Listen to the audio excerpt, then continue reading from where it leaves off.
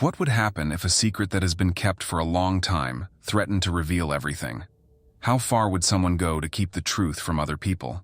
And how could a moment of discovery turn into a tragedy that can't be fixed?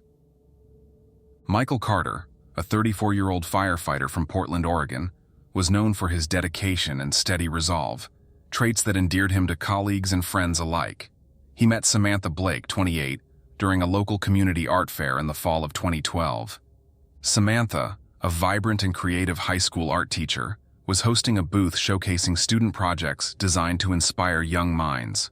Her warm smile and engaging personality captivated Michael, and the two quickly struck up a conversation that would blossom into a whirlwind romance.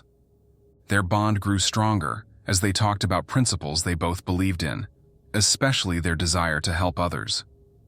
After getting married in early 2014, it was a small event with only close family and friends. For Samantha, it felt like a new chapter in her life, one filled with love, stability, and the promise of a brighter future. But beneath the surface, she carried a secret she had never shared with Michael. She was transgender, a part of her past she had kept hidden for years. She became a woman after transitioning in her early 20s and had been proud of it ever since. Her work as a teacher and her support for free speech were both aspects of her journey. However, the conservative values of Michael's family and his close-knit, traditional upbringing left her questioning whether her truth would be accepted. Fearing rejection and the potential unraveling of their life together, she carefully avoided discussions about her childhood and redirected any questions Michael posed about her past. As their marriage went on, Samantha's problems inside grew. She told her best friend, Rachel Ortiz, how hard it was on her to keep her name a secret. Rachel, who had supported Samantha through her transition, encouraged her to find the right moment to tell Michael. But Samantha feared the consequences, especially in a community where understanding was not always a given. On the morning of March 25, 2014, Michael returned home to their cozy apartment on Belmont Street, a trendy area in Portland. As he opened the door, he was greeted by a scene of devastation. Samantha's lifeless body lay on the bed, her skin bearing the telltale signs of a violent struggle. The room was in disarray, torn sheets, a shattered picture frame, and Samantha's favorite sketchbook lying discarded on the floor. The tragedy that unfolded would soon expose the hidden truths that had haunted their lives. Michael staggered backward, trembling as the image of her lifeless body burned into his mind. His voice broke as he called 911, struggling to convey the chaos that greeted him. The operator, calm but urgent, promised help would arrive immediately. Within minutes, flashing lights illuminated the usually serene street, now disrupted by the weight of tragedy. Detective Adrian Cole, a seasoned investigator renowned for his meticulous approach, was among the first to arrive. The quiet neighborhood of Belmont rarely saw crime of this magnitude, and the scene that awaited him hinted at a night of unimaginable violence. Her body lay on the bed, her expression frozen in terror. The bedspread was torn, a bedside lamp shattered, and faint blood smears on the sheets suggested a desperate struggle. Detective Cole's partner, forensic specialist Dr. Deborah Harris, quickly noted the marks on Samantha's neck indicating strangulation. But what caught her attention were the faded scars on her chest and abdomen. The placement was deliberate, symmetrical, and unlike anything associated with the chaos of the scene. For a moment, Deborah speculated whether they were dealing with a ritualistic element or symbolic act. "Adrian, look at this," she said, gesturing to the scars. "These are surgical, not from a fight. There's something more here." Deborah's discovery of Samantha's medical history added to the idea. The scars were remnants of gender-affirming surgeries she had undergone years prior. This information changed the inquiry, revealing a personal motive for the crime. As Adrian and Deborah combed through evidence, they discovered a sketchbook where Samantha had captured her emotions through art. A series of drawings revealed her inner turmoil, scenes of joy and love interspersed with imagery of secrecy and fear. It was clear Samantha had been carrying a burden that few knew about. In the lobby, Michael sat slumped in a chair, his hands shaking as officers questioned him. His responses were disjointed, and his demeanor detached, raising immediate suspicions. "We stayed in last night," Michael mumbled. "She was Fine, we just talked about the weekend. His conservative background, combined with this shocking revelation about Samantha's identity, created a storm of questions for investigators. Could this secret have been the catalyst for the violence that unfolded? Or was there more to the story than anyone could yet comprehend? As detectives pressed Michael, he described Samantha as a devoted and compassionate teacher whose passion for creativity was central to her work. Her advocacy for self-expression and inclusivity in the classroom was well known among colleagues and students alike. This dedication did, however, sometimes cause problems with parents, especially those who thought her art projects had topics that were too mature for a high school setting. Her progressive ideals often clashed with the conservative undertones of the community, a point Michael admitted had caused tension in their marriage. "She cared so much about her students," he began with emotion on his voice, "but sometimes it felt like her work came before us." When detectives informed him about her transgender identity and surgeries, his reaction was immediate and visceral. His hands trembled, and he stammered, struggling to process the revelation. She never told me," he whispered, his voice breaking. "How could she not tell me something like that?" His disbelief quickly turned into anger. "If I'd known, I wouldn't have married her," he spat, his words laced with bitterness. He emphasized how much trust and honesty meant to him, citing his upbringing in a traditional religious family and the discipline instilled by his firefighting career. To him, her secrecy felt like a stab in his heart. Detectives meticulously documented his reaction, noting how his shock and resentment painted a clear picture of a man grappling with feelings of deception and anger. They tried to figure out his purpose, as his expression changed from sadness to frustration. Meanwhile, another lead emerged in the form of Rachel Ortiz, Samantha's 27-year-old best friend, and a well-regarded local counselor who worked with LGBTQ youth. She had known Samantha for years and was one of the few people privy to her journey of transition. But there were some problems with their link. They had a short romantic relationship years ago, and even though they broke up peacefully, Rachel was always very protective of Samantha. When detectives brought Rachel in for questioning, she was candid about their friendship, but her tone became defensive when the topic of Michael arose. She admitted that she had never approved of Samantha's marriage. "He wasn't right for her," she said firmly. "She deserved someone who could truly understand her." The investigation took a turn when her disclosed that Michael had confided in her about his discomfort with Samantha's advocacy work and their increasing marital strain. Rachel believed his conservative upbringing had created a rift in their relationship, one that Samantha's efforts to bridge had only widened. Detectives couldn't ignore her growing agitation. Her protectiveness, paired with her lingering feelings for Samantha, made her a person of interest. The case was now mired in secrets, betrayal, and unresolved emotions, leaving them unsure of the truth. Rachel's motivations were far from straightforward. While she presented her suggestion of an open marriage as a way to help the couple navigate their differences, her true intentions were far more personal. Her attraction to Samantha had never waned, even after their romantic relationship ended. The idea of reigniting that spark while also indulging her desire for Michael was a tempting prospect, one she worked tirelessly to make a reality. Rachel's methods ranged from subtle conversations to more calculated maneuvers. With Samantha, she emphasized the potential freedom and emotional relief such an arrangement could bring. With Michael, her approach was sharper, appealing to his frustrations and offering what she described as a modern solution to their differences. "It could work for all of us," she once told him, her voice dripping with suggestion. Detectives grew increasingly suspicious that Rachel's intentions were far from altruistic. During the questioning, she remained defiant, denying their manipulation and portraying herself as a misunderstood friend caught in the complexities of love and attraction. "I only wanted to help them," she insisted, yet her admissions of a continued sexual relationship with Michael painted a different picture, one of conflict, jealousy, and unresolved emotions. Further interviews revealed that Michael had stumbled upon a letter tucked away in Samantha's personal belongings weeks before her death. The letter, addressed to an old friend, detailed her fears and triumphs during her transition. The discovery shattered Michael's perception of their marriage.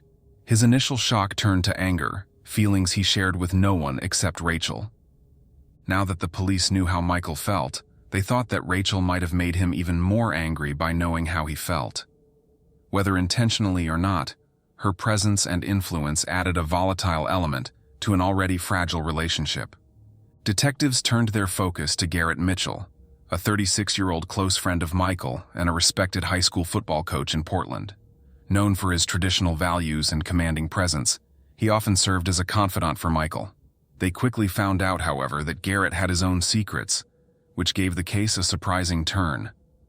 He had often expressed disapproval of Samantha's advocacy, particularly her push to include progressive themes in the school's art curriculum. When he talked to Michael about these worries informally, he made Samantha sound like someone whose beliefs were different from those in their conservative group. Yet, as investigators dug into Garrett's background, they uncovered a hidden double life that painted him in a different light. Financial records revealed a series of discrete transactions linked to private clubs known for hosting exclusive gatherings for closeted individuals in the LGBTQ+ community. Garrett, the paragon of conservative values, had been attending these events for years, concealing his true identity from everyone, including Michael. The most shocking revelation came during an interrogation, where he reluctantly admitted to a dark incident. Several months prior, after a late-night party, Garrett had drugged Michael under the guise of helping him relax after a stressful week. When Michael passed out, Garrett's feelings for his friend that he had never said out loud came out in a very troubling way. He had sexually assaulted him while he was incapacitated. Michael, unaware of what had happened, continued to see Garrett as a trusted ally. Detectives were stunned by Garrett's confession, realizing it added yet another layer of betrayal to an already tangled narrative. They started to wonder if his feelings for Michael had turned into jealousy toward Samantha. He was a strong suspect because of his jealousy and the shame and anger he felt inside. The theory that he might have influenced Michael's growing resentment toward Samantha gained traction. They considered whether Garrett's own struggles with identity could have fueled his actions or stoked Michael's anger, pushing him closer to a confrontation. On the evening of March 24, 2014, just hours before Samantha's death, Garrett had visited Michael unannounced. A neighbor confirmed seeing the two men arguing on the porch, though their words were unclear. Detectives theorized that Garrett might have instigated a discussion about Samantha's identity, further inflaming Michael's already volatile emotions. By the early hours of March 25th, Michael was consumed by feelings of betrayal and anger. His military discipline and upbringing, rooted in rigid views on gender and identity, collided with the weight of Samantha's secret. As he sat alone in the dimly lit living room of their Belmont Street apartment, his mind raced with conflicting thoughts. Detectives now believed it was this emotional storm that led to the tragic events that followed, with Garrett's influence playing a potentially pivotal role. The confrontation erupted late on the evening of March 24, 2014. Michael, his voice trembling with rage, confronted Samantha about the letter he had discovered. She stood firm, her arms crossed, trying to remain composed despite the volatile energy radiating from her husband. "I wanted to tell you," she began, her voice calm but cracking under the weight of the moment. "I was afraid of what you'd do." His face twisted in anger. "Afraid? You lied to me, Samantha," he yelled, slamming his fist against the counter. "You built this entire marriage on a lie." Her voice became more desperate. "I loved you. I still love you. Why can't that be enough?" But her words seemed to fall on deaf ears. Michael's mind raced, his rigid beliefs clashing with the severe betrayal he felt. In a moment of blind fury, he grabbed her by the arms. "You tricked me," he muttered, his voice low and venomous. What happened next unfolded in brutal chaos. He shoved Samantha against the kitchen wall, his hands wrapping around her throat as his emotions boiled over. She clawed at him, trying to break free, but Michael's grip tightened. Her struggles weakened, and the life drained from her as she slumped to the floor. In the silence that followed, Michael stood frozen, his chest heaving as he looked down at her lifeless body. Realizing the gravity of what he'd done, he scrambled to make it appear as though a violent intruder had been responsible. He overturned chairs, ripped a curtain from the window, and threw a vase to the ground, shattering it into pieces. He dragged her body into the bedroom, arranging it on the bed to make it look like she'd been ambushed. His movements were frantic yet calculated, his mind grasping for any way to avoid suspicion. For the next week, Michael attempted to carry on as though nothing had happened. He went to work, met friends for coffee, and even stopped by the local hardware store to buy a new vase, all while carefully avoiding the apartment after dark. But detectives, piecing together the inconsistencies in his alibi, grew more suspicious with each passing day. On April 3, 2014, they arrived at Michael's workplace, handcuffs in hand. Michael's arrest sent shockwaves through the community. Samantha's friends, including Rachel Ortiz, felt a mixture of relief and anguish. "She didn't deserve this," Rachel said, tears streaming down her face. She was finally happy, and he took that from her. The trial began in February 2015, delayed by months of legal wrangling. Michael's defense attorney, Daniel Pike, a charismatic 50-year-old known for his unconventional courtroom strategies, took an audacious approach. He framed Michael's actions as a response to emotional betrayal, arguing that Samantha's secrecy about her transition had provoked an uncontrollable reaction. Pike even called psychologists to testify about the psychological impact of perceived deception, attempting to shift the blame onto Samantha's decision to withhold her past. The prosecution, led by fiery Assistant District Attorney Naomi Lee, dismantled the defense's argument with precision. "This was not about betrayal," she argued in her opening statement. "This was about power, control, and prejudice. Samantha was killed because of Michael's inability to accept her for who she truly was." Naomi's impassioned arguments resonated with the jury. As the weeks unfolded, the courtroom became a battleground of ideologies, Michael's rigid beliefs clashing against Samantha's right to live her truth. The case was no longer just about one woman's tragic death. It became a statement on acceptance, identity, and justice. As the verdict was read in the hushed courtroom, Michael Carter sat motionless, his expression unreadable. The jury's decision: guilty of second-degree murder. The sentence: 25 years without the possibility of parole. Samantha's family and friends exhaled a collective sigh of relief, though the somberness of the moment was inescapable. Justice had been served, but the loss was immeasurable. In her final statement, Assistant District Attorney Naomi Lee left no room for ambiguity. "This is not about society's flaws," she said, her voice sharp and unwavering. "This is about Michael Carter's choice, his inability to accept the truth about the woman he married. Samantha Blake died not because of who she was, but because of his failure to see beyond his own prejudice." Michael, however, refused to accept full responsibility. In a brief, cold statement to the court, he reiterated his belief that his actions were driven by societal pressures and not personal hatred. His words fell flat, offering little solace to Samantha's grieving loved ones. He was transferred to a high-security prison in Washington state to begin his sentence. Inside, he became infamous, not for expressing remorse, but for maintaining his narrative of victimhood. Over the years, he granted a series of controversial interviews, blaming his upbringing and military background for the choices that led to Samantha's death. Critics dismissed his statements as an attempt to deflect blame, while supporters argued that his story reflected the urgent need for better education about gender identity. Rachel channeled her grief into advocacy. She established the Samantha Blake Foundation, an organization dedicated to supporting transgender individuals and promoting education about gender identity. Samantha's life was stolen from her, but her legacy can save others, Rachel said during the foundation's launch in 2016. She traveled across the country, speaking at schools, universities, and community centers. She shared Samantha's story as a way to foster understanding and compassion, believing that visibility and education could prevent future tragedies. Over time, her work brought her recognition as a leading advocate for transgender rights, turning her pain into purpose. Meanwhile, Michael's younger brother, Eric Carter, underwent a transformation of his own. A staunch conservative like his brother, Eric had initially supported Michael's claims and even testified on his behalf during the trial.